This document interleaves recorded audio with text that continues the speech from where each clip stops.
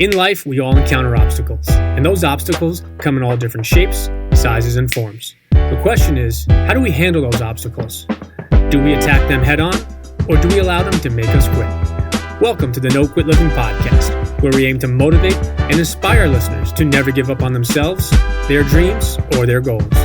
We will interview successful people from all walks of life as they share their no-quit stories when they had the choice to give up or give in, but they didn't. We thank you for listening, and we hope to be that jolt of positivity as you go for your greatness. Welcome to episode number 120 of the No Quit Living podcast. I'm your host, Christopher J. Worth, and today's theme of the day is authenticity. Our quote of the day comes to us from Janet Louise Stevenson. Authenticity requires vulnerability, transparency, and integrity.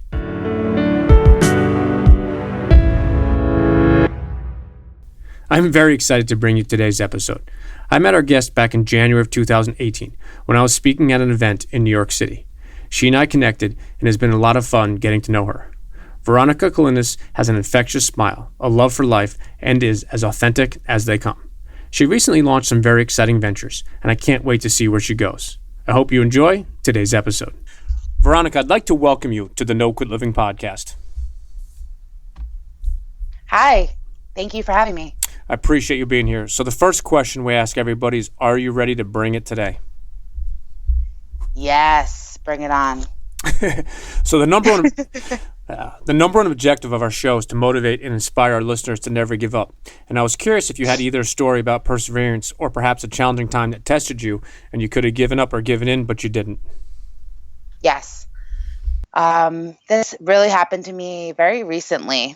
So last year, I was in a relationship that really wasn't working.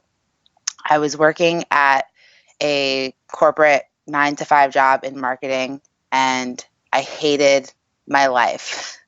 I wasn't happy. I didn't know what I wanted to do. I didn't know how I could get out. I felt so stuck and I felt trapped. And there was this opportunity for me to go to Costa Rica for a month to get certified as a yoga instructor. And I knew that there was a chance that my job that I was working at the time in corporate would say no. And I had to take that chance. I knew that is something I wanted to do. I wanted to go to Costa Rica for a month, and I wasn't happy where I was at. I started a coaching business, and I knew I wanted to pursue that full time. I wanted to help other people. I wanted to help other people find their next level of success. I wanted to help people get clarity on what they were passionate about. And I'm really passionate about yoga and meditation. So I knew that it was something I needed to do. So basically, I booked it anyway. I booked my trip to Costa Rica for a month, and I asked my boss if I could take off, and she said no. So that was when I knew, all right, this is what I'm doing. I'm going anyway, and I'm going to quit my job, and I'm going to Costa Rica for a month. I'm going to pursue my business in coaching, and I just got out of a relationship, and I moved out of our apartment that we had together, and I had to figure it out. And the time came for me to go to Costa Rica. I put my 2 weeks in, and I went to Costa Rica for a whole month, and I just got back actually a few weeks ago. And it was honestly one of the best experiences of my life. I now am working on my business full time, helping other people find success and get clarity on what they're passionate about and discover their inner critic that's been holding them back. And now I'm a certified yoga instructor, and now I'm creating my life the way I say it goes. And I could have stayed at my job, my cushiony 9-to-5 job that I really wasn't happy working at. But I decided to really go for what I wanted. I decided to really create my life the way I say it goes. And I have a passion for helping people. And I know that that is what I'm doing and what I'm meant to do and what I've been put on this planet to do. So yeah, that's what I'm up to. And that's what was something I was really struggling with. No, it's awesome that you touch on that. And I think it's interesting to just mention is a lot of our guests have shared many different stories as far as where they are in their life. And I think what you touched on something is really interesting is a lot of people, unfortunately, in life have those same ideas, not identical as far as the yoga and the coaching and going to Costa Rica. But my point is that they have those ideas of leaving a 9-to-5 or a corporate job and doing something else. And unfortunately, more often than not, people die with those dreams still inside them. So I commend you for taking the leap. And you and I met back in January 20th at a speaking event in the city, and we connected probably a couple days after. And it was right around the time when I think we spoke on the phone for the first time, and you were a couple of weeks away from your trip, and we postponed our interview. I think actually perfect timing now that you've gone through what you've gone through. And I followed you on social media, and you were definitely having some fun and very, very tough weather in Costa Rica. I'm sorry you had to endure that part of it. But I commend you for taking the step and for taking the leap. And that's the best part about your story and how we connected is you were right on the cusp of doing it. And I can tell, only knowing you for a couple months now, that you're definitely passionate about what you do. So taking that one step further, if you wouldn't mind just telling our listeners a little bit about what exactly you do as far as your coaching programs, and maybe we could have some of the listeners follow or connect you as well. Yeah, totally. So my program that I launched in January was called Kick Your Inner Critic's Ass. And I basically helped people discover their inner critic and discover what triggers have been holding them back from actually creating their life and putting their passions in action. And now what I'm doing is that's a program that I'm still running. And now I'm kind of going a little deeper now. I think I really discovered in Costa Rica that I want to help more women. And I want to really help women get some even deeper clarity on what they're passionate about, what's been holding them back. I'm launching a new program this week, actually, and it's a group coaching program where we talk about relationships, intimacies, habits, mindset, and we really get deep on turning what your struggle was in your life and turning it into your passion so that you can live a life that you love and find your freedom in your own success. So taking it on to the next level of your next level of success. So that's just what I'm up to and what I've been doing. I'm also a yoga instructor, and I'm just loving my life right now, and I'm just creating it and taking risks in my life.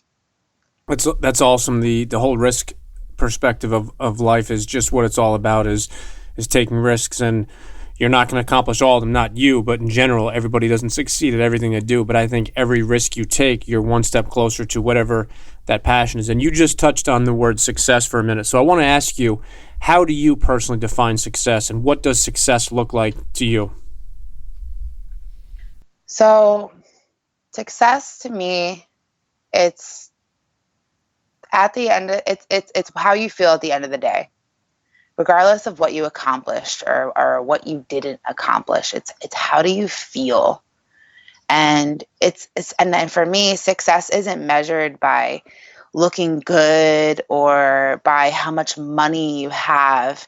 It's being okay with exactly where you are. And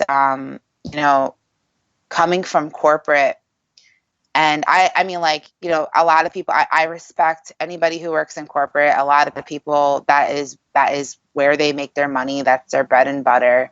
And that is what makes them happy or not, whether or not you're happy in corporate, whether or not you're happy at your job.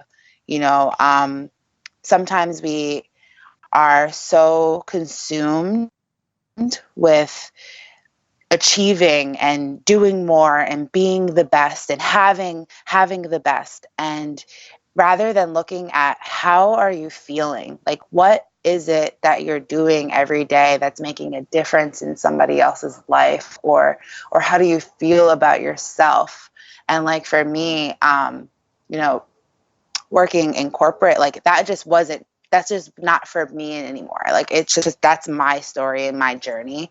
Like I was saying, like if you work in corporate, that's great, but for me, that's just not what makes me feel successful. And my meaning of success, or my definition of success, might not be the same definition of somebody else's idea of success. No, I couldn't. So it's, yeah. No, I couldn't agree more. Not to cut you off, but I think your definition is perfect because it is your definition. And the best part about that question, it's a question I've asked probably about 80% of our shows, and it's all about that person's individual success, and not that you're right or wrong, because it's not a right or wrong answer. But you said something that a guest a couple episodes talked about similar, is she had mentioned that, do you feel energized or do you feel depleted at the end of the day? And that's how she defined her success. And you touched on that with a very similar perspective of it's how you feel at the end of the day. And you're right, it's not about looking good or how much money you have. And I can't say, and you can't say to somebody that they can't define success that way, because that's maybe how they define it. And I really appreciate you touching on that. So I wanted to ask you, if you could only define yourself in one word, what word would you use?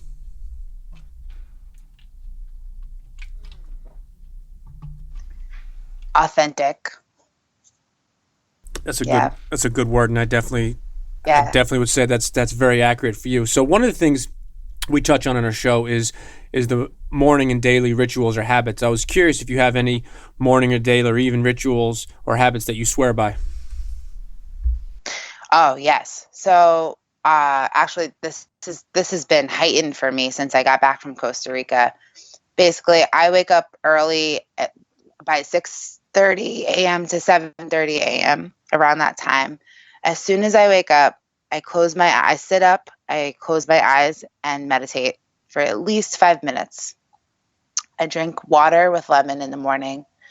I journal, and I don't look at my phone. That's the most important thing, is not looking at your phone immediately or as soon as you get up in the morning, because how you start your day is how the rest of your day is going to go. So really creating that habit where I'm not looking at my phone, I sit up immediately, I drink water, I meditate, close my eyes, journal about my dreams, or I've been white spacing as well. So I write down literally every thought that I need to get down on a piece of paper, like anything I need to do, right? Even if it's like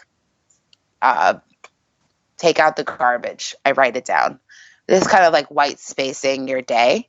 That's been really helpful for me, because sometimes I can have a monkey mind, and my mind can race, and I'm like, I have so much in my calendar, but like actually writing down what you have to do for the day, even if it's doing the dishes, has really helped me get some clarity and find peace in my day. And I don't look at my phone, and I look at my phone only after I do everything that I need for myself. So it's been really helpful for me. No, that's awesome. And I think that's something that is becoming, ironically, a very common theme throughout our shows, is the importance of how you start your day. And so many people have touched on what you hit on is no phone and tablets and laptops, not until later on. And I can tell you that it's something that I myself struggled with. I'm nowhere near close to perfect with it, but I'm so much better today than I was a month ago or 2 months ago as far as my phone and doing those things. And I actually was talking to a woman who had an interesting perspective. She meditates as well, and she uses a meditation app, and she was just very clear that she said, I do use my phone. She said, but I want to be extremely clear. She said, the only reason I pick up my phone is because I turn on the meditation app. So I think that's the only, I guess, asterisk would be allowed is you can use your phone if it's for something that I think is what you do in your ritual, as opposed to checking messages or things like that. Yeah, and it's whatever works for everybody. I tell my clients, I share that with my clients as well. And yeah, for me, I used to use apps, but I find that when I go to my phone and look for an app, I start looking at my messages, or I look at what someone sent me, and then I get trapped in the vortex of technology. So, and that's just what works for me, because I know what I do and what I'm triggered by. So I just have to get up and sit immediately. So yeah, it's what works for people, and whatever you're triggered by. Like if you're triggered by technology, or if it's hard for you, or you literally need to put your phone in airplane mode so that you're not looking at your messages that you received from the night before, then you need to do that, so that you can have the best day ever and optimize it.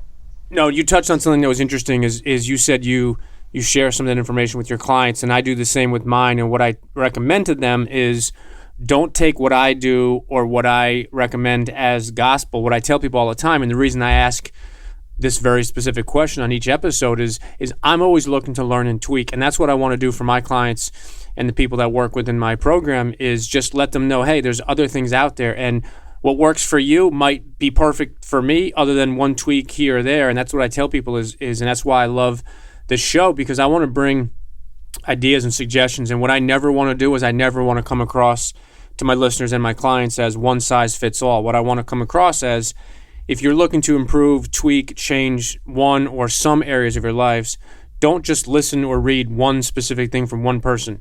You want to listen, and again, you don't want to listen to a million people, but you want to see what's out there. And I love these questions, because at the end of the day, I always want to have what we call our CTAs, our calls to action. So our listeners that are out there, maybe just by listening to Veronica about the whole meditation thing, maybe you haven't thought about it. So maybe something that you share with us today on the episode will trigger somebody into trying something. That's the one thing that I want to do, and it comes back to the concept of failing. And one of my all-time favorite quotes is by the actor Mickey Rooney, where he says, you always pass failure on your way to success. So with quotes in mind, I was curious if you have a favorite quote of your favorite quote as well.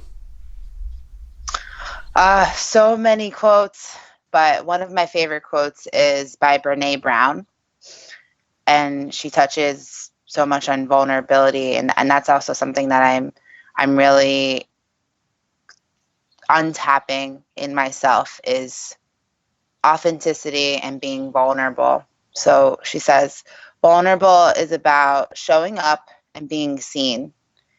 It's tough to do that when people are terrified about what people might see or think. So for me, like I just said, I'm trying to really tap into my vulnerability and being more open and honest with people, and really authentic about myself.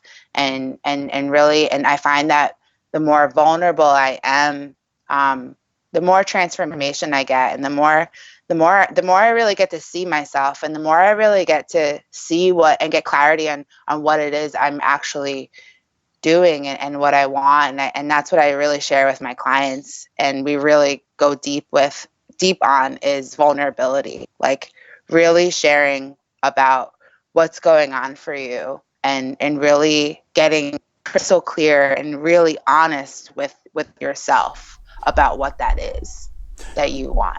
So no, I'm so glad that you mentioned those two words, because I myself have gone through some personal and business changes this past year from January on, and there have been a couple people that have become very important in my life, and I can honestly say that if it wasn't for me and my willingness to be vulnerable and share the authentic version of myself, I don't think those friendships and relationships would be where they are. And I'm glad you touch on that, not only on today's episode, but also with your clients, because real relationships, whether it's business, personal, romantic, whatever it is, real relationships are based on real people. And What I mean by that is it doesn't mean that you're a complete open book with everybody and you just say, here's everything about me, my good, my bad, the skeleton in my closet. But the real relationships are the ones where you get to know that person gets to know you. And it's difficult to be vulnerable. And I can say now that in my late 30s, I've seen a lot of life, a lot more than I did in my mid to late 20s or early 20s. And I think what you're teaching and what you're coaching on is perfect, because it's true, and it's important in today's day and age when people see the fictitious social media where everything's great and wonderful and people share the best of the best. Is, I think, to really become the better or the best version of yourself, you need to peel back some of those layers and say, okay, here I am, here's the good, here's the bad, and I'm going to work on myself. Oh yeah. And for me, like I share it all. I actually, like, it's very soothing for me to be vulnerable, and when I get to, like, if you follow me on social media, I don't really hold back. I'm very vulnerable, and I'm very authentic, because, like, what like, if you're not being vulnerable, if you're not being authentic with who you really are, then what are you doing? It's so, and that's the struggle sometimes with others, is, like, a lot of people are afraid to be vulnerable and really share what they really want and what's going on for them authentically, and and live their life that way, and die that way, not sharing and not being vulnerable with themselves and not being vulnerable with other people. And there's so much bravery in vulnerability. No, that's a great word. There's so much brave. No, I love that, as you touched on that. Yeah. Yeah. So I wanted to ask you, if you could go back and give the 20-year-old version of yourself one piece of advice, what would that advice have been? Geez, so much. Just listen to your gut. Go for it. And just focus on optimizing your day. Surround yourself with people who believe in you. Focus on your goal and go for what you want. Don't go for what others think is best for you. Go for what you know is best for yourself. That was not just one piece of advice. That was like 15 different things all wrapped in one. So I appreciate you. I know. I told you, I don't hold back. Where were you when I was 20? Like, it's hard. I don't know. I was very young when you were 20. I take offense to that. I'm only one week older than you. So if you could have dinner, I'm a baby. Yes, you are a baby, but you're an experienced baby, and you've gone through a lot. And again, I'm very sorry you had to spend so much time in Costa Rica. Awesome. So wanted to ask you, if you could have dinner with anybody, dead or alive, who would it be and why? Can it be a group dinner? It definitely could. So many people. Brene Brown. Like I said, like I was talking about vulnerability. She speaks to me, and she talks all about vulnerability and sharing what it's like to be yourself and being brave and being who you are, and that it's so brave being who you are. Oprah Winfrey. I mean, she's Oprah. I would love to, and maybe Maya Angelou. I wish I could have had dinner with her, and Tony Robbins. That would be an awesome group dinner. I think. I would like to just flat out say that I would 100% like to be your date for that dinner, because I think I would have like 7,000 journals. Awesome. So one of the things we often talk about is different books, and I was curious if there's something that you've read recently or something that you're currently reading that you'd like to recommend to our listeners. So I'm actually reading Think and Grow Rich for Women by Sharon Lechter. I was actually just at a conference last week called the Habitude Warrior Conference in Arizona, in Scottsdale, Arizona, and I actually had the pleasure of meeting Sharon Lechter. And Sharon Lechter is also the co-author of Rich Dad, Poor Dad. So it was really cool to meet her, and I'm reading her new book. And it's all about it's for women, and it kind of touches on thinking all of Napoleon Hill's concepts of Think and Grow Rich, and it just has a lot of stories about women and successful women and what they've gone through and who they are and how they've reached their level of success. So it's a really incredible book. That's awesome. And I saw some of your social media stuff, and I have some friends that in common. And the New York event that I spoke, where we met, also the host there was out there as well. So it was pretty interesting how the personal development world, if you want to call it that, is just it's a small world. So I definitely commend you for doing that. And I know you were on stage yourself, which is awesome. So I wanted to ask you, for our listeners that would like to connect with you or follow you, what's the best way for them to do that? You can follow me on, it's best on Facebook and Instagram. So my Instagram handle is Veronica_Kaulinis, and you can find me on Facebook as well. So it's my first and last name. Awesome, and then we'll have the link in the show notes as well, and then your first and last name will be spelled out also on there, so anybody can follow you. I'm working on some new stuff. I'm revamping my website. I am, and it'll be all of my social media, my program, and my new program that's coming out, Passion in Action, and that'll all be on my Instagram and my Facebook. And email works best too. But I'm, like I said, I'm just rebranding everything, rebranding myself, and working on a new website. So new things are happening this year, so I can't wait to share with the world. No, it's awesome. You definitely have a lot of stuff up your sleeve. And then the last question is, I wanted to ask if you have any parting words you'd like to leave with our listeners. Thank you for having me. Thank you for listening to me. Thank you for listening to my story. And like I said, if you're listening and if anything I said resonated with you, I would love for you to just be happy with yourself. Listen to your gut and keep pushing, even if it feels like it's hard, even if it feels impossible. Keep going for it.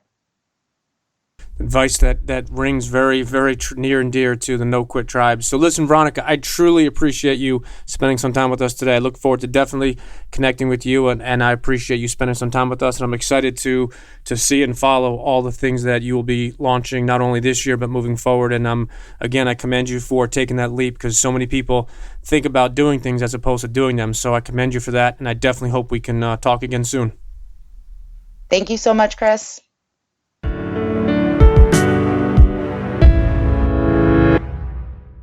Thank you for listening to episode number 120. When it comes to being authentic, that is who Veronica is. Her definition of success was so unique to her and what she stands for. She said that success is not about looking good or how much money you have, but instead, she defined it as how you feel at the end of the day. As she recently launched her own business, her focus on helping others while being authentic and vulnerable is very inspiring. One of the projects she has is titled Kick Your Inner Critic's Ass, and I think that is great, and it's something that we should all consider doing or looking at. In her closing remarks, Veronica stressed the importance of being happy with ourselves and to keep pushing, even and especially when things get hard. Don't stop. So my question to our listeners today is just that. What do you do when things get hard? It's not a question of will we encounter obstacles or if things will get tough. In life, that is a given. What is not is how we respond. I challenge you to also look at your own authenticity.